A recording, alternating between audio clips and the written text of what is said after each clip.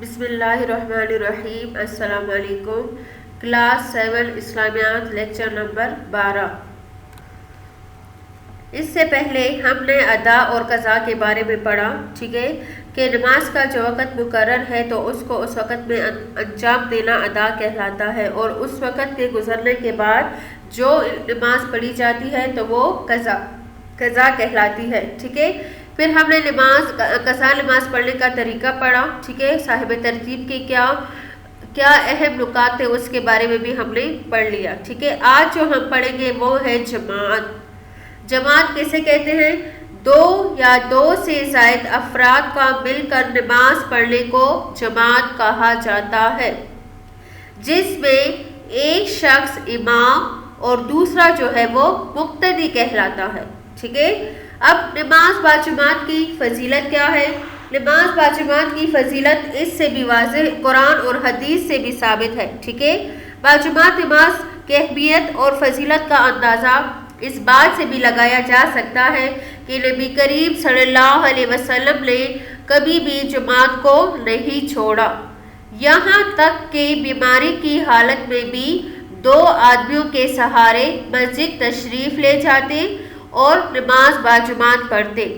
آپ صلی اللہ علیہ وسلم نے فرمایا، جہاں جہاں تک اذان کی آواز جائے وہاں کے لوگ مسجد میں حاضر ہو کر جماعت کے ساتھ نماز پڑھیں۔ اب قرآن کریم سے کیا ثابت ہوتا ہے؟ وَارْكَعُوا مَعَ الرَّاكِعِينَ، رکوع کرو رکوع کرنے والوں کے ساتھ۔ مفسرین بتاتے ہیں کہ یہاں پر رکوع کرنے سے مراد جو ہے وہ باجماعت نماز ہے۔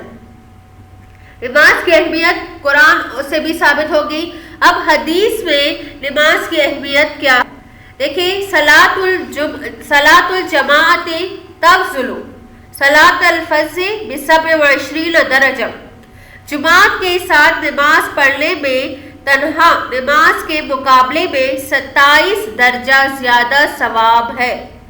دوسری حدیث میں ہے کہ حضرت عثمان غنی رضی اللہ تعالیٰ عنہ کی روایت ہے کہ نبی کریم صلی اللہ علیہ وسلم نے فرمایا، جو شخص عشاء کی نماز جماعت سے پڑھے اس کو آدھی رات کی عبادت کا ثواب ملتا ہے، اور جو شخص عشاء اور فجر کی دونوں نمازیں جماعت سے پڑھے اسے پوری رات کی عبادت کا ثواب ملتا ہے۔ اب آگے کیا ہے کہ ایک مرتبہ حضرت عائشہ رضی اللہ تعالیٰ عنہ فرماتی ہے کہ حضور اکرم صلی اللہ علیہ وسلم اپنی زندگی کے آخری دنوں میں جب سخت بیمار تھے تو آپ صلی اللہ علیہ وسلم نے حضرت ابوبکر صدیق رضی اللہ تعالیٰ عنہ کو جماعت سے پڑھانے کا حکم دیا۔ حضرت ابوبکر صدیق رضی اللہ تعالیٰ عنہ امامت کر رہے تھے کہ اسی دوران آپ صلی اللہ علیہ وسلم کو مرض میں کچھ افاقہ محسوس ہوا، یعنی ان کی طبیعت جو تھی وہ تھوڑی بہتر ہوئی، اور آپ صلی اللہ علیہ وسلم دو آدمیوں کے سہارے گھر سے نکل کر مسجد کی جانب تشریف لے گئے۔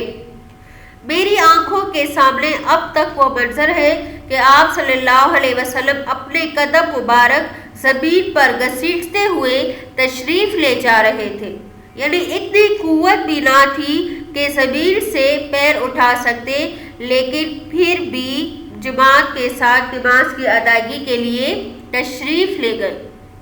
لیکن کتنا سخت حال تھا، کتنی مشکل میں تھے، لیکن اس کے باوجود بھی انہوں نے کیا نہیں کیا؟ جماعت کو نہیں چھوڑا۔ آگے ہے باجماعت نماز کی حکمتیں اور فائدے کیا ہیں۔ جیسا کہ آپ لوگوں نے پڑھا کہ جماعت کے ساتھ ایک نماز پڑھنے پر کم از کم 27 نمازوں کا ثواب ملتا ہے۔ ایک دوسرے کو دیکھ کر عبادت کا شوق اور رغبت پیدا ہوتی ہے۔ بزرگ اور نیک لوگوں کے ساتھ گناہگاروں کی بھی نماز کیا ہو جاتی ہے؟ قبول ہو جاتی ہے۔ دینی مسائل سے واقفیت ہوتی ہے اور اسی طرح اپنی غلطیوں کی اصلاح ہوتی ہے، ٹھیک ہے۔ جماعت کے ساتھ نماز پڑھنے سے نماز میں خوب دل لگتا ہے۔ اب دیکھیں، انسان جب اکیلے نماز پڑھ رہا ہو تو وہ اتنا خشوع اور خضوع سے نہیں پڑھتا جتنی خشوع اور خضوع سے مل کر نماز پڑھی جاتی ہے۔ اہل محلہ جب نماز کے لیے مسجد میں جمع ہوتے ہیں تو ایک دوسرے کے حالات کا پتہ چلتا ہے، ٹھیک ہے نا، اور اسی طرح ایک دوسرے کے درد و مصیبت میں شریک ہونے کا موقع ملتا ہے، اور آپس میں اخوت اور محبت بڑھتی ہے۔ مسجد میں جمع ہونے سے محلے کے بے نمازیوں کا پتہ چل جاتا ہے اور اسی طرح تبلیغ اور واعظ و نصیحت کا موقع ملتا ہے۔ مسجد میں دعوت تبلیغ، واعظ و نصیحت اور جہاد کے کاموں کے لیے جو مشورے اور کام ہوتے ہیں ان میں شامل ہونے کا موقع ملتا ہے۔ آگے ہے، تنہا آدمی پر شیطان جلدی غلبہ پا لیتا ہے، جبکہ جماعت پر شیطان کا غلبہ جو ہے وہ اتنا آسانی سے نہیں ہوتا۔ اب یہ تو تھی حکمتیں یعنی فائدے۔ اب نماز با جماعت کا حکم کیا ہے؟ مردوں کے لیے 5 وقت کی نماز جماعت کے ساتھ ادا کرنا سنت مؤکدہ ہے، جو کہ عمل کے اعتبار سے واجب کے قریب ہے، ٹھیک ہے؟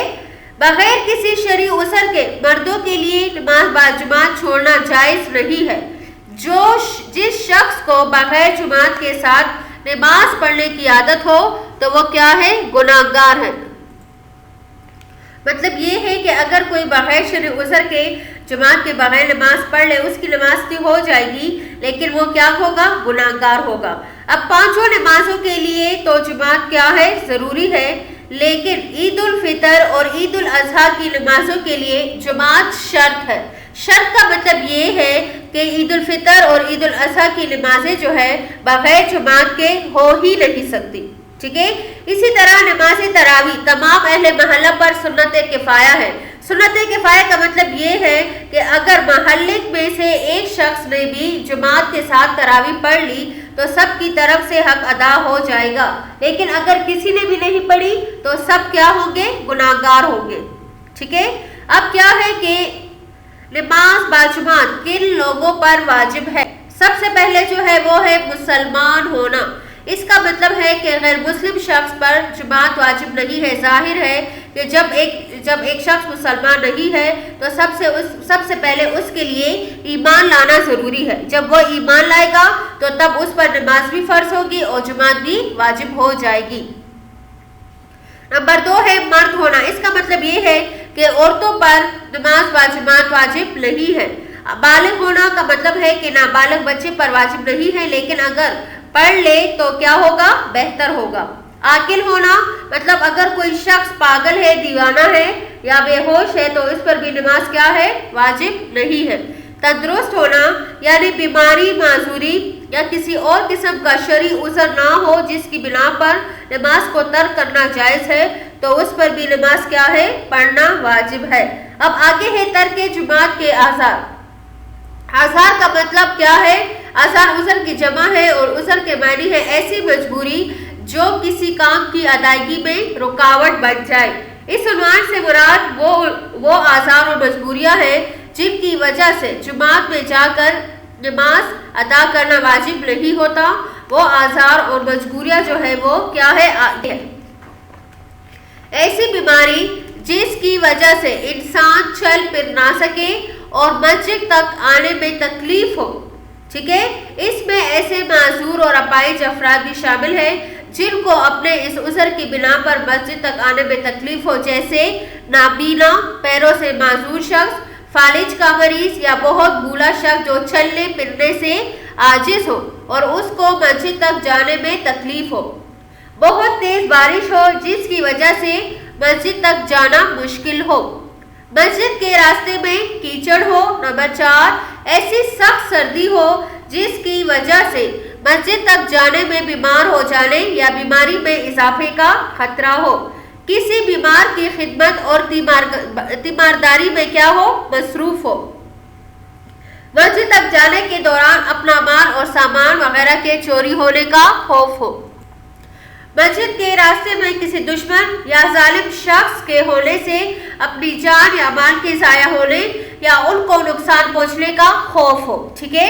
سفر کا ارادہ ہو اور جماعت کے لیے مسجد میں جانے کی صورت میں قافلہ نکل جانے یا ریل گاڑی، جہاز، بس وغیرہ کے نکل جانے کا خوف ہو، تو یہ ایسی مجبوریاں ہیں کہ اگر اس کی بنا پر آپ لوگوں نے جماعت چھوڑا تو گناہ نہیں، ٹھیک ہے؟